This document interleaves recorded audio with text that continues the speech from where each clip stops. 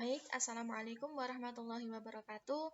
Perkenalkan, nama saya Arifah Zuriyah dari kelas IATD dengan NIM 2302041110118. Bab 1. Memahami qiraah sab'ah dan qiraah huruf sab'ah. Pengertian ahruf sab'ah.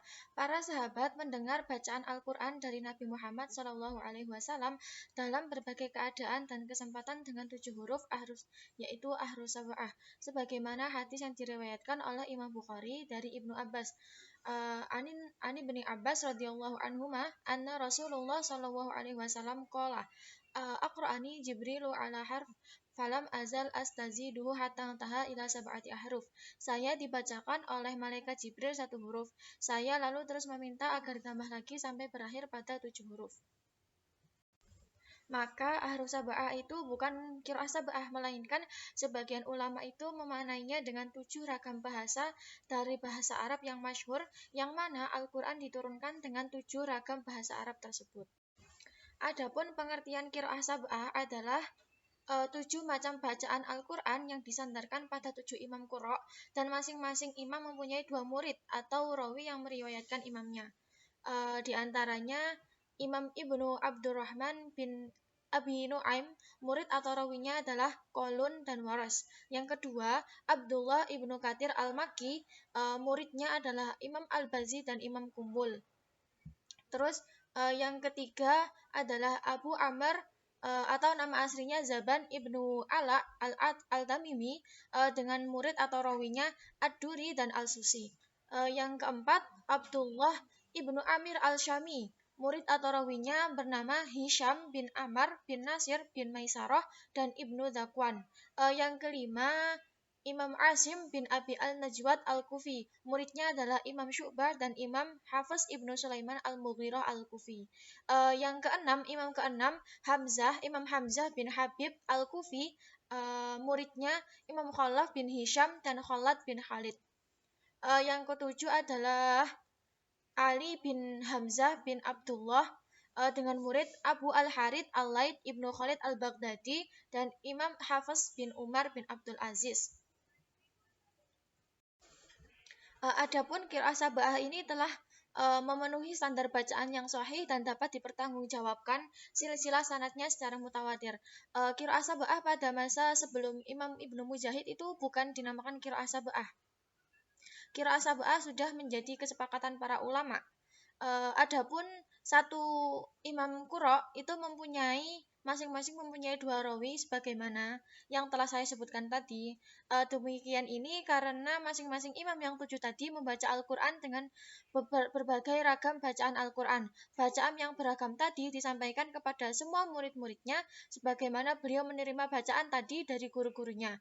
Masing-masing rawi atau murid dari imam qurra yang 7 membaca bacaan Al-Quran itu di hadapannya dengan riwayat yang berbeda-beda sesuai dengan kemampuannya masing-masing, karena tidak semua murid-muridnya menguasai semua ragam bacaan Al-Quran.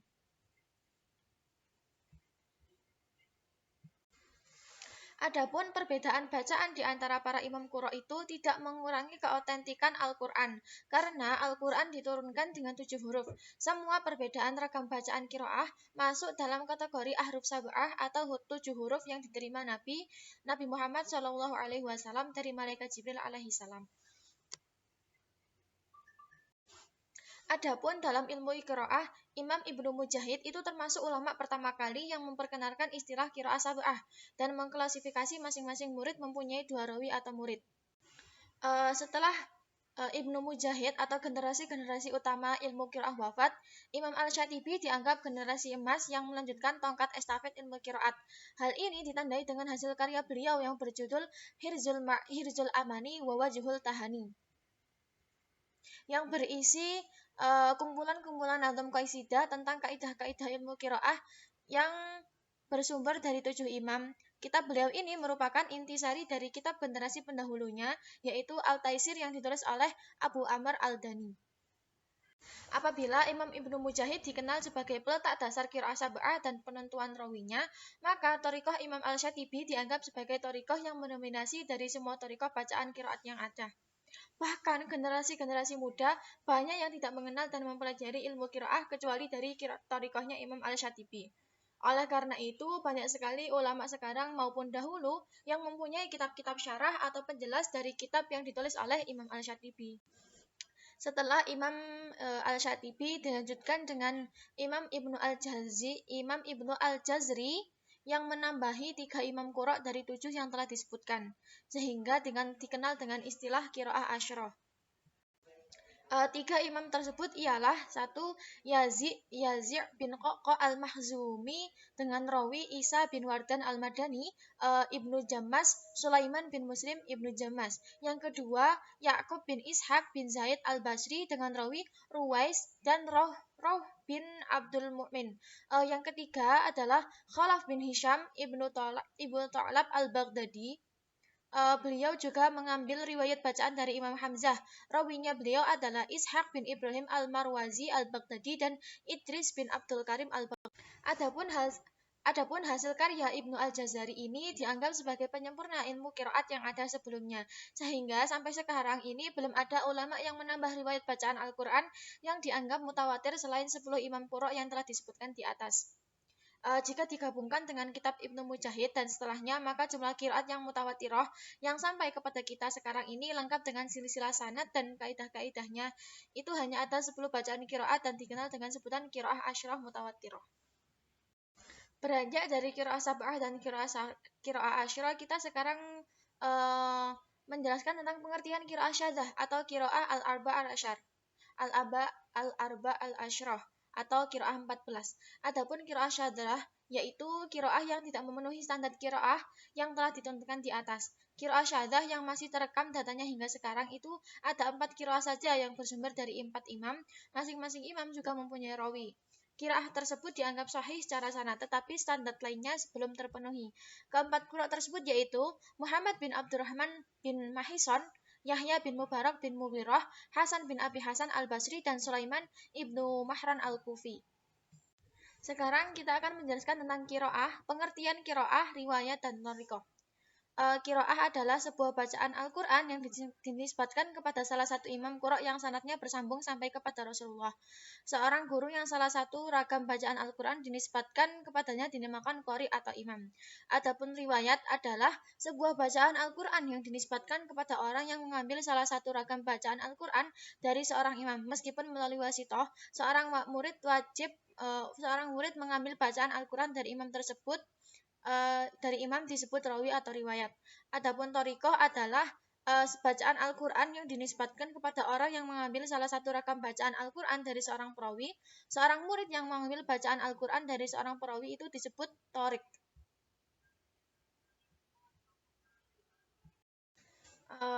Biografi Imam Asim.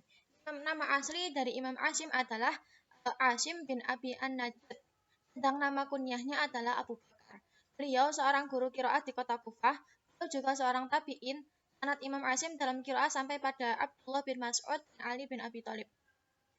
Adapun dua perawi yang meriwayatkan dari Imam Asim antara lain Abu Bakar bin Iyasy atau Syu'bah dan Imam Hafiz bin Sulaiman bin Mughirah.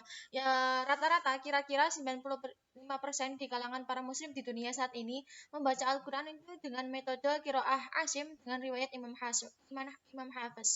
Imam Asim meninggal pada 127 Hijriah.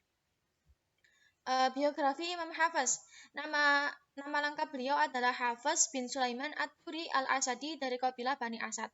Nama panggilannya adalah Abu Amr.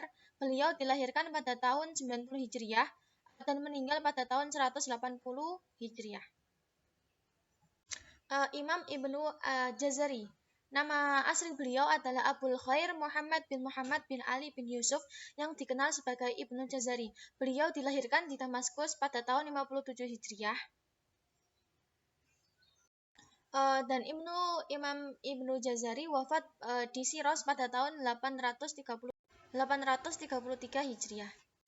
Definisi tajwid. Menurut etimologi, tajwid adalah membaguskan, memperindah. Adapun menurut terminologi berarti membaca Al-Qur'anul Karim dengan memberikan setiap huruf akan haknya dari segi makhraj, sifat, dan harakat. Makhraj huruf adalah tempat yang mengeluarkan suara huruf atau tempat keluarnya suara huruf sehingga dapat dibedakan huruf satu dengan huruf yang lainnya. Adapun sifat huruf adalah yaitu suatu cara untuk melafadzkan huruf dan membedakannya dari huruf satu dengan huruf yang lainnya. Dari segi sifatnya seperti huruf itibak, hambas, istilah, qalqalah, rakhwah, takrirah dan lain-lain. Pengambilan ilmu tajwid. Yang dimaksud di sini adalah dengan dua cara. Yang pertama, mendengar langsung dari guru, dari bacaan guru yang mutqin yang bersambung sanad bacaannya sampai Rasulullah, lalu murid menirukannya. Yang kedua, seorang murid membaca Al-Quran di hadapan guru, lalu ditashih langsung oleh beliau, menggabungkan dua cara di atas, yaitu guru membaca Al-Quran lalu murid menirukannya. Ini merupakan cara yang paling ideal. Adapun peletak dasar ilmu tajwid adalah Rasulullah.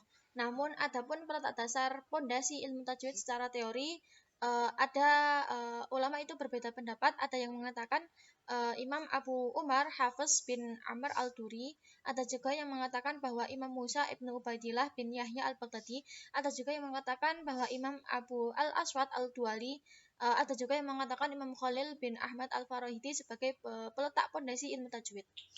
Adapun hukum mempelajari ilmu tajwid adalah fardu kifayah, sedangkan mengamalkan ilmu tajwid adalah fardu ain. Tingkatan pahala pembaca Al-Quran itu ada 3 golongan, yaitu 1. Al-Muhsin Al-Ma'jur, golongan yang membaca Al-Quran dengan baik dan mendapat pahala dari Allah. Yang kedua, Al-Ma'dur, golongan orang-orang yang lisannya belum mampu membaca Al-Quran dengan benar dari sisi tajwidnya, atau mereka belum menemukan seorang guru yang membimbingnya untuk membaca Al-Quran dengan baik dan benar. Yang ketiga, al-mu'syi al-atim, yaitu golongan yang mampu membaca Al-Quran dengan baik dan benar, tetapi tidak mempraktekannya dengan sengaja ketika membaca Al-Quran. Golongan ini tentu berdosa ketika membaca Al-Quran, karena kesalahan dalam membaca Al-Quran tanpa memperhatikan ilmu tajwid dapat merubah arti dan kandungan Al-Quran. Adapun tujuan dari mempelajari ilmu tajwid adalah menjaga atau memelihara lidah dari kesalahan dalam membaca Al-Quran dan berupaya untuk mendapatkan pahala yang istimewa yang disediakan oleh Allah bagi orang-orang yang membacanya. Kedudukan ilmu tajwid itu lebih mulia jika dinisbatkan pada ilmu-ilmu yang lain, karena ilmu tajwid itu berhubungan langsung dengan kalam Allah Subhanahu wa Ta'ala. Standar bacaan Al-Quran yang benar. Imam Al-Suyuti dalam Al-Itqan menyebutkan bahwa bacaan Al-Quran itu bisa diterima bila memenuhi 3 standar yang ditetapkan oleh jumhur ulama.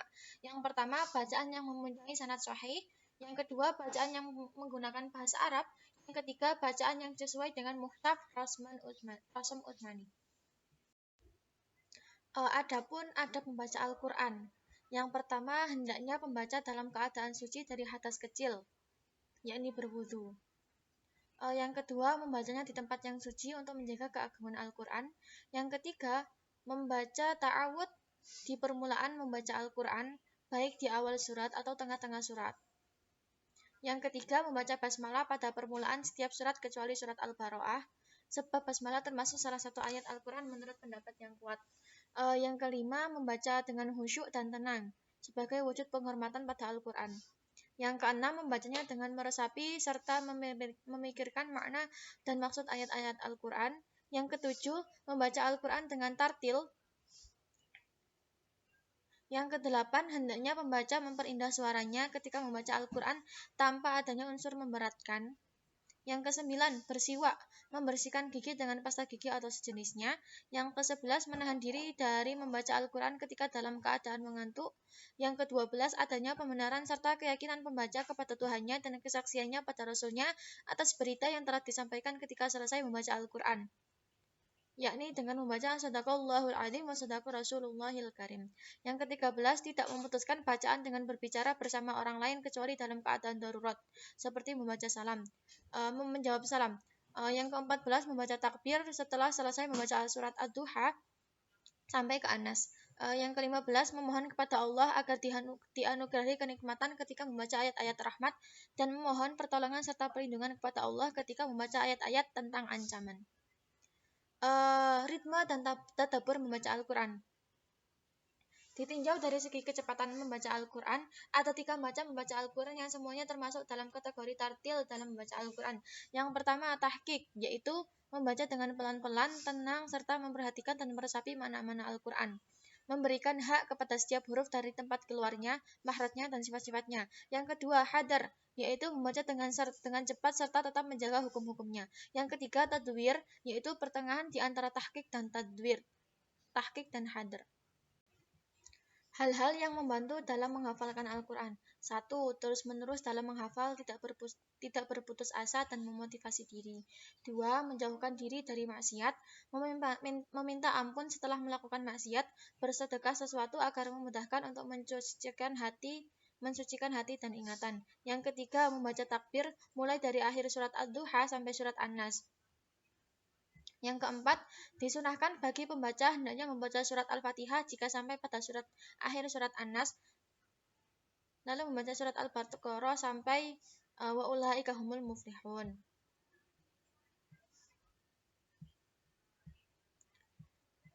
Permulaan membaca Al-Quran. Membaca isti'adzah atau ta'awud. Isti'adzah itu dianjurkan atau disunahkan bagi pembaca Al-Quranul Karim agar membuka atau memulai bacaannya dengan membaca ta'awud, baik pada waktu mulai pembaca di permulaan surat atau di tengah-tengah surat. Hukum kesunahan membaca isti'adzah ini ditetapkan oleh Imam Ibnu Jarir sebagaimana yang dikutip oleh Syekh Wahbah al-Zuhaili dalam tafsir Munirnya. Adapun kalimat isti'adzah yang masyhur adalah a'udzubillahi minasyaitonirrajim. Tempat basmalah. Tempat basmalah itu diletakkan ketika memulai membaca di permulaan beberapa surat. Adapun bagi pembaca apabila memulai membaca di tengah-tengah surat, maka boleh mendahulukan membaca isti'adzah dan juga boleh mendahulukan basmalah dan mengakhirkan isti'adzah. Hukum basmalah menurut mazhab Syafi'i wajib pada surat Al-Fatihah. Beberapa cara membaca basmalah secara wasal di antara dua surat, yaitu yang pertama memutuskan seluruhnya. Wa min syarri hasidin idza hasad. Bismillahirrahmanirrahim. Qul a'udzu birabbin nas. Yang kedua, waqaf pada awal surat pertama kemudian menyambung basmalah dengan surat yang kedua, yaitu wa min syarri hasidin idza hasad. Bismillahirrahmanirrahim. Qul a'udzu birabbin nas. Yang ketiga, menyambung seluruhnya, yaitu berhenti pada akhir surat yang kedua. Wa min syarri hasidin idza hasada. Bismillahirrahmanirrahim. Qul a'udzu birabbin nas. Yang keempat itu yang dilarang adalah menyambung akhir surat yang pertama dengan basmalah dan berhenti pada basmalah lalu melanjutkan membaca surat selanjutnya. Wa min syarri hasidin idza hasada. Bismillahirrahmanirrahim. Qul a'udzu birabbin nas. Makhraj. Pengertian makhraj adalah tempat mengeluarkan suara dan yang membedakan huruf satu dengan huruf yang lain, baik berdasarkan cara talaki maupun cara takdir. Cara menemukan makhraj untuk adalah huruf itu kita sukun atau kita tasydid terlebih dahulu, kemudian kita masukkan hamzah wasal pada huruf tersebut. Sekiranya suara itu berakhir pada suatu tempat, maka di sana kita dapat mengetahui makhrajnya huruf. Macam-macam makhraj itu ada 17. Al-jawf, al-halku, al-lisan, syafatain, khayshum.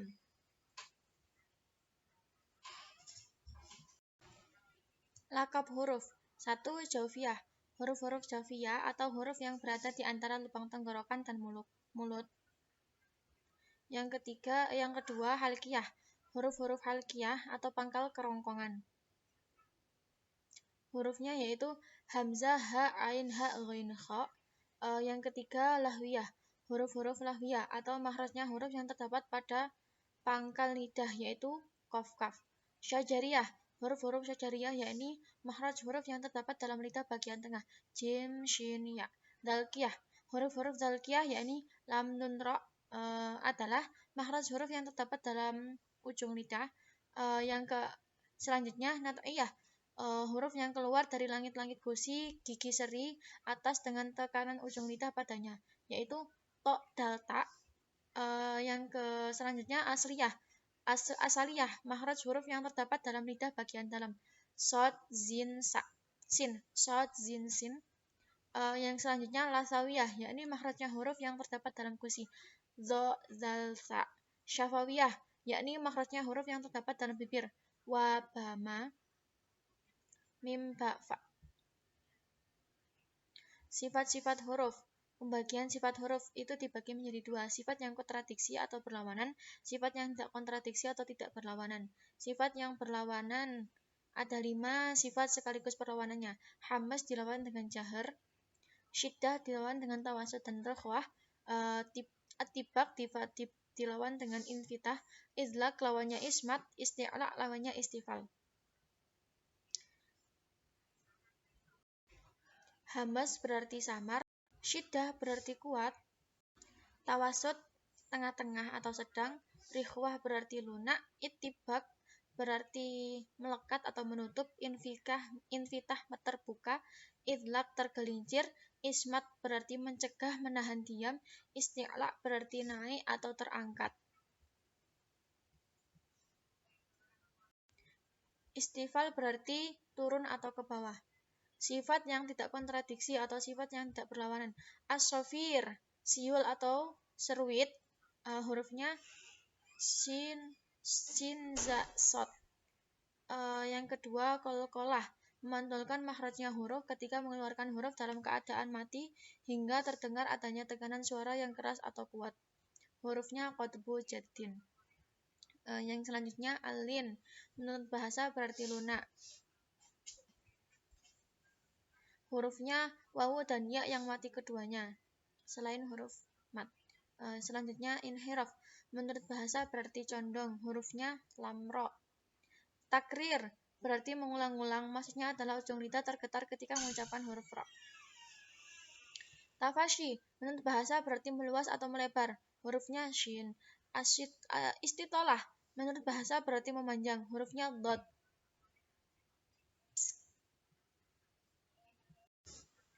Hukum ro ketika tafhim dan tarqiq. Tafhim, ro dibaca tebal dalam beberapa keadaan sebagai berikut. 1. Apabila ro di fathah dan di dhamma seperti lafaz birabbikum ruhama. 2. Apabila ro disukun dan huruf sebelumnya berharokat dhamma atau fathah seperti zurtum. 3. Apabila ro disukun dan huruf sebelumnya berharokat kasroh asri dan setelahnya berupa huruf istilah yang tidak dibaca kasroh seperti firqotun. 4. Jika ro disukun dan huruf sebelumnya berharokat kasroh arid atau tidak asri seperti irji'i. Yang kelima, jika ro disukun ketika waqaf dan sebelumnya berupa huruf yang disukun selainnya dan sebelum huruf yang mati tersebut berupa harokat fathah atau dhammah wal asri atau khusri. Kedua, hukum tarkik adalah ro dibaca tipis dalam beberapa keadaan sebagai berikut. 1. Jika ro dikasroh rijalun, apabila ro disukun dan huruf sebelumnya berupa huruf yang berharokat kasroh asri dalam satu kalimat, sedang setelahnya ro tidak berupa huruf istilah. Fir'aun. Jika ro dimatikan ketika waqaf dan huruf sebelumnya berupa huruf ya yang mati. Qadir. 4. Apabila ro dimatikan dalam keadaan waqaf dan sebelumnya berupa salah satu huruf istifal yang mati, yang huruf sebelumnya berupa huruf yang berharokat kasroh. Sihrun. 3.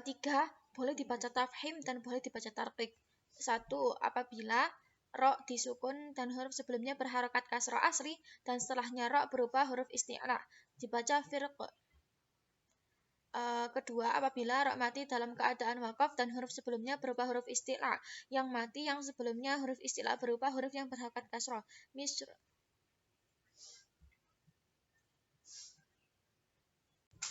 Sebelum membahas beberapa hukum terkait tanwin, nun, dan mim mati, ada beberapa definisi atau istilah berikut ini. Gunnah ialah suara merdu yang keluar dari pangkal hidung yang tidak melibatkan pekerjaan lidah. Idhar menurut bahasa berarti terang, sedang menurut istilah adalah mengeluarkan huruf dari makhrajnya dengan bentuk yang jelas tanpa dengung. Idgham memasukkan sesuatu pada sesuatu.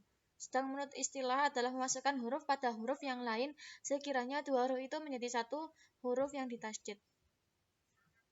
Hukum mim mati itu ada 3 hukum: idgham syafawi, ikhfa syafawi, idhar syafawi. Dinamakan syafawi karena mim keluar di antara kedua bibir.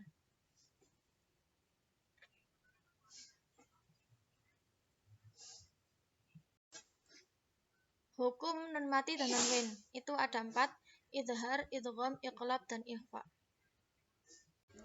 Hukum lam ta'rif. Ketika idhar yaitu menjelaskan lam ta'rif yang masuk pada kalimat isim apabila diiringi oleh salah satu huruf qamariyah yang dikumpulkan dalam kalimat ibghi hajjaka waqaf aqimahu. Kedua, idgham. Ketika idgham yakni memasukkan lam ta'rif yang mati pada huruf yang mengiringinya dari salah satu huruf syamsiyah yaitu huruf selain qamariyah dinamakan huruf syamsiyah. seperti pada kalimat tibtu masil rahiman tafus dan ni'am da'su adan ninzur syarifan nil karam. Hukum lam ketika tafhim dan tarkik. Ketika tafhim lamnya lafaz jalalah ketika didahului harakat fathah atau dhammah. 2. Lamnya lafaz jalalah ketika didahului oleh huruf yang mati yang huruf sebelumnya berharakat dhammah atau fathah. Ketika tarkik, yaitu lamnya lafaz jalalah ketika didahului harakat kasroh asli dan kasroh aridah. 2. Lamnya lafaz jalalah ketika didahului huruf yang mati yang huruf sebelumnya berharakat kasroh. Hukum lam fi'il itu ada 2, idgham dan idhar. Idgham apabila lam fi'il bertemu dengan lam atau ro. 2. Idhar apabila lam fi'il bertemu dengan huruf hijaiyah selain lam dan ro. Idgham berdasarkan sifatnya. Idgham berdasarkan sifatnya dibagi menjadi 3 bagian, mutamasil, mutajanis, dan mutaqarib. Idgham mutamasil berarti kesamaan. Idgham mutajanis berarti bersejenis. Idgham mutaqarrib berarti berdekatan. Contohnya pada kalimat yukrihna. Contoh idgham mutajanis adalah qad tabayyana. Contoh idgham mutaqarrib adalah mutaqarribain adalah nakhluqukum. Macam-macam mat wajib mutasil adalah apabila ada huruf mat yang bertemu dengan hamzah dalam satu kalimat, maka dinamakan mat wajib mutasil. 2. Mat jaiz munfasil apabila ada huruf mat bertemu dengan hamzah dalam 2 kalimat, maka dinamakan mat jaiz munfasil. 3. Mat arid lisukun apabila ada huruf mat bertemu dengan sukun arid atau tidak asli disebabkan waqaf, maka dinamakan mat arid lisukun. 4. Mat lazim apabila ada huruf mat bertemu dengan huruf yang ditasydid, maka dinamakan mat lazim. Mat lazim dibagi menjadi 2, mat lazim kilmi mutsaqal, mat lazim kilmi mukhaffaf. Mat lazim dibagi menjadi 4, mat lazim kilmi mutsaqal, mat lazim kilmi mukhaffaf, mat lazim harfi mutsaqal, mat lazim harfi mukhaffaf. Yang kelima, mat silah adalah apabila ada hak kinayah yaitu hak dhamir untuk laki-laki tunggal berada di antara 2 huruf hidup, maka dinamakan mat silah. Mat silah juga dibagi menjadi 2, mat silah kubro dan mat silah sugro. Yang keenam, mat badal apabila ada hamzah bertemu dengan huruf mat maka dibaca panjang 2 harakat. Yang ketujuh, mat iwad yaitu mat dalam tingkah waqaf sebagai ganti dari 2 fathah atau tanwin, 2 fathah tanwin, fathatain dalam tingkah waqaf maka dibaca panjang sebagaimana mat tabi'i. Yang kedelapan, mat lain apabila ada huruf ya dan wawu yang sebelumnya ada huruf yang berharakat fathah dalam keadaan waqaf maka dinamakan mat lain. Menetapkan alif ketika tingkah waqaf dan membuangnya ketika tingkah wasal yang berada pada kalimat berikut ini. Ana. Dhamir mutakalim dibuang ketika mengucapkan dalam tingkah wasal dan menetapkan alif ketika tingkah waqaf di seluruh bacaan Al-Qur'anul Karim. Kedua, lakinna dalam surat Al-Kahfi, ad-dununa dalam surat Al-Ahzab, ar-rasula dalam surat Al-Ahzab, as-sabila dalam surat Al-Ahzab, qawarira dalam Al-Insan surat Al-Insan ayat 15, as-salasila dalam surat Al-Insan. Berdiam sejenak atau saktah itu ada pada surat Al-Kahfi, surat Yasin, surat Qiyamah, surat Al-Mutaffifin, surat Al-Haqqah, dan surat Al-Anfal. Hamzah wasal dan hamzah qata'. Hamzah qata' ialah hamzah yang ditetapkan ketika tingkah wasal dan ketika di permulaan kalimat. Hamzah wasal ialah hamzah yang ditetapkan di permulaan kalam dan digugurkan di pertengahan kalam. Dengan kata lain, hamzah yang hanya dibaca di permulaan kalimat tapi dibaca di pertengahan kalimat. Hamzah wasal terdapat pada al-ta'rif, 1 pada al-ta'rif, 2 pada fi'il madinya, fi'il khumasi, 3 pada 7 isim berikut yang berada pada Al-Qur'anul Karim. Ibnu, ibnatun, imra'atun, imra'un, isnani, isnatani, ismun.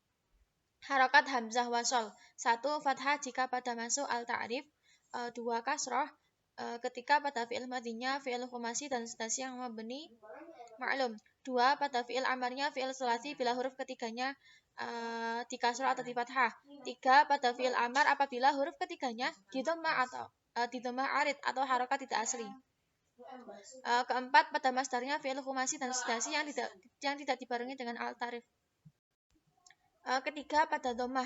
Dhamma apabila pada fi'il madinya fi'il hukumasi dan sudasi yang mabni majhul. Yang kedua pada fi'il amarnya fi'il sulasi bila huruf ketiganya didhamma dengan dhamma asli. Ringkasan harokat hamzah wasol.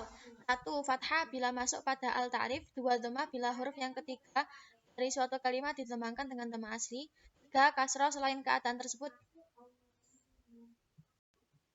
Wakaf menurut bahasa berarti berhenti atau menahan. Menurut istilah adalah memutus atau menghentikan suara dan diam di akhir kalimat dengan masa sebentar yang cukup digunakan pembaca untuk bernafas menurut kebiasaan dengan niat melanjutkan bacaan lagi. Kotok yang dimaksud di sini adalah memutus bacaan dengan niat mengakhiri bacaan.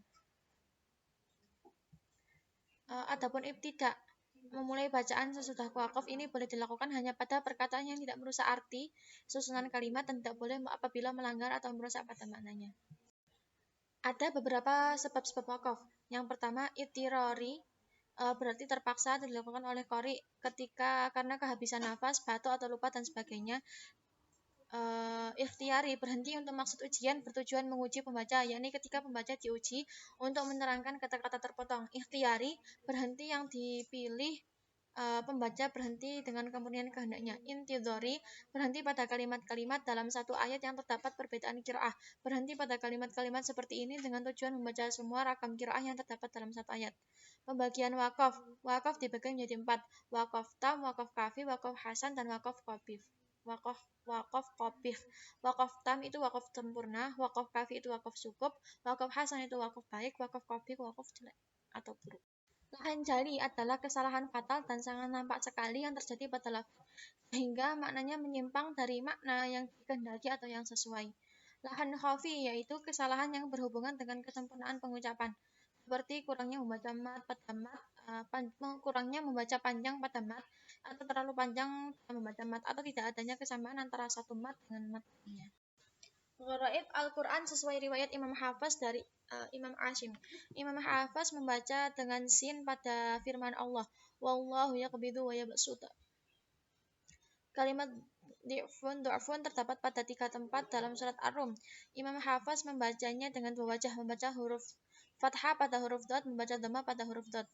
Yang ketiga, kalimat majreha dalam surat Hud ayat 41, Imam Hafaz membacanya dengan imalah alif setelah ro. Majreha, bukan majroha. Kalimat jamiyun dalam surat Fusilat dibaca harusnya jamiyun, gharaibnya jamiyun. Yang kelima, lafaz atani dalam surat An-Naml menurut Imam Hafaz ketika tingkah wakaf membaca dua wajah, menetapkan ya yang mati, membuang ya bersamaan wakaf pada huruf nun. Harusnya ituni menjadi ituni. Hukum sujud tilawah. Sujud tilawah menurut Imam Hanafi wajib bagi pembaca dan pendengar baik sengaja mendengar atau tidak sengaja. Syarat sujud tilawah itu sebagaimana syarat-syaratnya sholat, yaitu suci dari hadas kecil maupun besar serta bebas dari najis, tertutup aurat dan menghadap kiblat. Cara atau sifat sujud tilawah. Menurut mazhab Hanafi, sujud tanpa takbiratul ihram dan tanpa salam juga tidak disyaratkan niat. Mazhab Maliki, sujud tanpa takbiratul ihram dan tanpa salam. Mazhab Syafi'i disyaratkan niat takbiratul ihram seperti halnya sholat juga dalam salam tanpa disyaratkannya tasyahud. Bacaan sujud tilawah, subhana rabbiyal, membaca lafaz subhana rabbiyal a'la wa bihamdi 3 kali atau dengan doa yang lain yang telah diajarkan Rasulullah. Seperti yaitu sajada wajhiya lilladzi khalaqahu wa sawwarahu fa ahsana suratahu wa syaqqa sam'ahu wa basarahu wa tabarakallahu ahsanul khaliqin. Allahumma ktub li biha indaka ajran wa da'anni biha wizran waj'alha li indaka dukhran wa taqabbalha minni kama taqabbaltaha min 'abdika Dawud. Perbedaan kaidah bacaan Al-Quran riwayat Imam Hafaz menurut Imam Ibnu Al-Jazari. Al-Usul Al-Kulliyat 1. Majais Munfasil menurut Thariqah Syatibiyah 4 harokat, adapun menurut Thariqah Thayyibah dan beberapa thariqah yang lain panjangnya 2 harokat. 2. Mad wajib mutasil menurut Thariqah Syatibiyah 4 harokat, menurut Thariqah Thayyibah itu 5 atau 6 harokat. Guna jika jatuh setelah nun mati atau tanwin huruf lam atau ro. Menurut Thoriq Syatibiyah hukumnya gunah tersebut idgham kamil tanpa gunah, ataupun menurut Thoriqah Thayyibah dan beberapa Thoriq yang lain hukumnya idgham naqis dan dengan gunah. 4. Sakta pada huruf sahih sukun setelah huruf hamzah. Menurut Thoriq Syatibiyah tidak ada sakta, ataupun menurut Thoriq Thayyibah dan beberapa Thoriq yang lainnya terdapat sakta umum dan khusus. Takbir. Menurut Thoriqah Syatibiyah tidak ada takbir. Menurut Thoriqah Thayyibah boleh takbir seperti pada tempat beberapa. Mat ta'dim. Menurut Thoriqah Syatibiyah tidak ada mat ta'dim, sedangkan pada salah satu Thoriq Thayyibah ada mat ta'dim. Al-usul al-juz'iyat. Menurut Thoriqah Syatibiyah hanya ada satu wajah, yaitu dengan 3 baca sin wa yabsutu. Dalam Thoriqah Thayyibah bisa dibaca sin, bisa dibaca shad, wa yabsutu dan wa yabsutu. Menurut Thoriqah Syatibiyah hanya ada satu wajah, yaitu dibaca dengan sin, ataupun dalam Thoriqah Thayyibah bisa dibaca sin atau shad pada kalimat berikut ini: bastoh. Menurut Syatibiyah sin saja bastoh. Menurut Thayyibah bisa sin bisa shad, bastoh sama bastoh. Dan masih banyak lagi. Keutamaan membaca Al-Quran. Al-Quran sebagai jalan keluar. Keutamaan membaca Al-Quran itu: 1. Al-Quran sebagai jalan keluar. 2. Al-Quran dapat memberikan syafaat kepada pembacanya. 3. Al-Quran lebih disukai Allah Subhanahu wa Ta'ala dari segala sesuatu. Selanjutnya, Al-Quran penjaga dari segala mara bahaya. Selanjutnya, Al-Quran mengangkat kederajatan kenabian. Selanjutnya, Al-Quran menyelamatkan pembacanya dari hisab. Selanjutnya, Al-Quran adalah kekayaan. Al-Quran tidak akan tersentuh api neraka. Al-Quran mengakrabkan manusia dengan malaikat. Al-Quran menjadikan pembacanya masuk surga. Al-Quran lebih baik daripada harta dunia. Al-Quran adalah sebaik-baik ucapan. Al-Quran memiliki pahala kebaikan. Al-Quran mempunyai dampak yang nyata. Al-Quran adalah tali. Al-Quran sebagai penenang hati. Al-Quran menjadi sebab turunnya ketenangan dan kasih sayang. Al-Quran sebagai cahaya di bumi. Al-Quran bisa dilakukan. Al-Quran sebaik-baik bekal. Al-Quran merupakan hidangan Allah. Al-Quran menjelma orang yang berwajah bersih menemui pembacanya dalam kubur. Al-Quran adalah ahlullah. Al-Quran memberi syafaat 10 keluarganya. Ahlul Quran dimuliakan. Ahlul Quran diberi keistimewaan oleh Allah. Ahlul Quran mengenakan mahkota kemuliaan. Ahlul Quran mempunyai ikatan dengan Al-Quran. Al-Quran patut dihasuti dan disenangi. Ahlul Quran berkomunikasi dengan Allah. Anjuran orang tua mempelajari anaknya Al-Quran adalah anjuran untuk belajar Al-Quran. Orang yang mengumpulkan Al-Quran, doanya dikabulkan. Orang yang tidak pernah membaca Al-Quran bagaikan rumah yang hancur. Orang yang mengeraskan bacaan Al-Quran seperti orang yang bersedekah terang-terangan. Membaca Al-Quran dengan melihat mushaf lebih baik. Membaca Al-Quran tidak 3 harian atau mingguan. Membaca Al-Quran adalah ibadah paling utama. Membaca Al-Quran sambil berdoa. Membaca Al-Quran dengan rindu. Keutamaan surat-surat dalam Al-Quran. Fadilah dalam surat Al-Fatihah.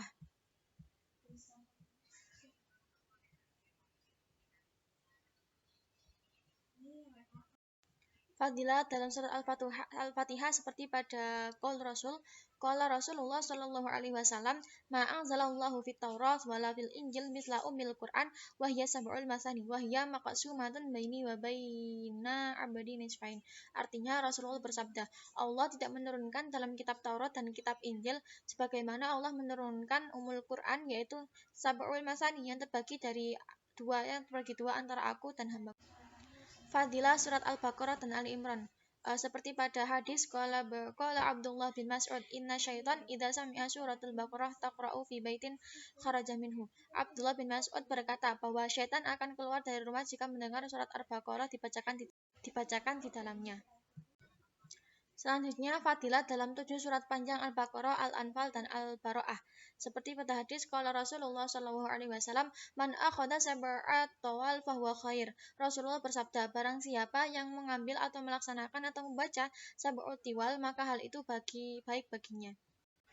Fadilah dalam surat Al-Kahfi seperti pada hadis qala Rasulullah sallallahu alaihi wasallam, man qara'a suratal kahfi fi yaumil jum'ah adha'a lahu minan nuri ma bainahu wa bainal jum'atain.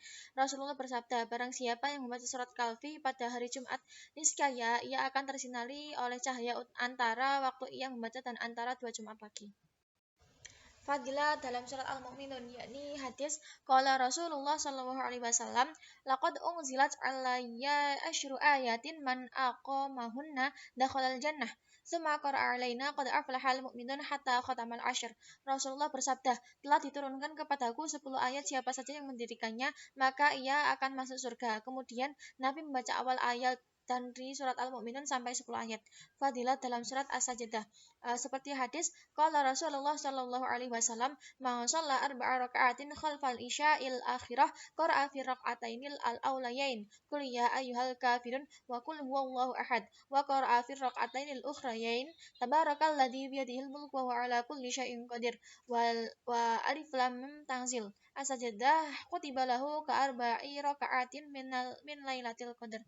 Artinya, Rasulullah bersabda, siapapun yang sholat sunnah 4 rakaat pada akhir malam setelah mengerjakan sholat isya, rakaat pertama membaca surat Al-Kafirun setelah membaca Al-Fatihah, rakaat kedua membaca surat Al-Ikhlas, rakaat ketiga membaca surat Al-Mulk, dan rakaat terakhir membaca surat As-Sajdah, maka baginya seperti pahala sholat pada waktu malam Lailatul Qadar. Fadilah dalam surat Ayasin. Qala Rasulullah sallallahu alaihi wasallam, Yasin qalbul Qur'an la yaqra'uha rajulun yuridullaha wad daral akhirah illa ghufira lahu iqra'uha ala mautakum. Rasulullah bersabda, surat Yasin adalah inti Al-Quran. Seseorang yang mengharap ridha Allah dan menginginkan kehidupan akhirat, darul akhirat, tidak akan membacanya kecuali terampuni dosanya. Bacalah Yasin pada keluargamu yang meninggal dunia. Fadilah dalam surat Al-Waqi'ah. Qala Rasulullah sallallahu alaihi wasallam, "Man qara'a surat Al-Waqi'ah fi kulli lailatin lam yaqta'fir." Rasulullah bersabda, siapapun yang selalu membaca Al-Quran pada malam hari, maka ia tidak akan mengalami kemiskinan. Fadilah dalam surat Musabbihah. Seperti pada hadis, anna Rasulullah sallallahu alaihi wasallam kana yaqra'ul musabbihat qala qabla ayyar kuda wa qala inna fihinna ayah afdalu min alfi ayah. Qala Ibnu Katsir fi tafsirihi al ayah al musyar ilaiha qauluhu huwal awwal wal akhir wal zahir wal batin wa huwa bikulli syai'in alim. Rasulullah bersabda, sesungguhnya Nabi Muhammad membaca surat Al-Musabbihat setiap malam sebelum tidur, lalu beliau mengatakan di dalamnya terdapat 1 ayat yang lebih baik dari 1000 ayat. Ibnu Katsir mengatakan dalam tafsirnya, al-ayah itu isyaratnya pada lafaz wal awal wal akhir wal zahir wal batin wa bikulli syai'in alim.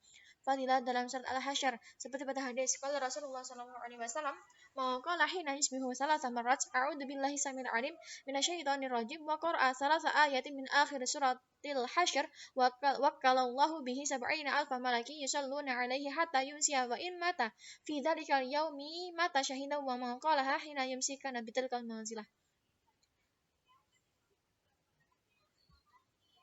Fadilah dalam surat Al-Mulk. Seperti pada hadis qala Rasulullah sallallahu alaihi wasallam, suratun minal Qur'an salasuna ayah tashfa'u li sahibiha hatta yufara lahu tabarakalladzi biyadihil mulku. Artinya, Rasulullah bersabda, dalam Al-Qur'an ada surat yang mempunyai 30 ayat yang bisa mensyafaati seseorang sampai diampuni dosanya, yaitu tabarakalladzi biyadihil mulku. Fadilah dalam surat Al-Zalzalah. Qala Rasulullah sallallahu alaihi wasallam, "Man qara'a idza zulzilat udilat lahu bi nisfil Qur'an wa man qara'a qul ya ayyuhal kafirun udilat lahu bi rubu'il Qur'an wa man qara'a qul huwallahu ahad udilat lahu bi thuluthil Qur'an." Artinya, barang siapa yang membaca idza zulzilat maka disampaikan baginya dengan membaca setengah dari Al-Quran. Dan siapapun yang membaca surat Al-Kafirun maka baginya pahala seperti membaca seperempat Al-Quran. Dan siapapun yang membaca surat Al-Ikhlas maka baginya pahala membaca sepertiga Al-Quran.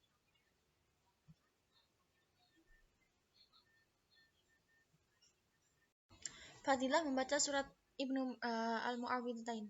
Seperti pada hadis anna Ibnu Abisin Al-Juhani akhbarahu anna Rasulullah sallallahu alaihi wasallam qala lahu ya ibnu Abis ala ukhbiruka bi afdali ma ta'awwadha bihil muta'awwiduna qala qultu bala faqala Rasulullah sallallahu alaihi wasallam qul a'udzu birabbil falaq wa qul a'udzu birabbin nas hataini surataini. Dari hadis Ibnu Abis Al-Juhani, sesungguhnya Nabi bersabda padanya, apakah aku tidak pernah memberitahu bacaan yang paling utama untuk meminta pertolongan dari Allah? Dia menjawab, ya. Seraya Nabi bersabda, qul a'udzu birabbil falaq dan qul a'udzu birabbin nas. Doa menghafal Al-Quran. An Ibnu Abbas annahu qala bainama nahnu inda Rasulullah sallallahu alaihi wasallam idja'ahu Ali bin Abi Thalib faqala bi abi anta wa ummi tafallata hadzal Qur'an min sadri fama ajiduni aqdiru alaihi faqala Rasulullah sallallahu alaihi wasallam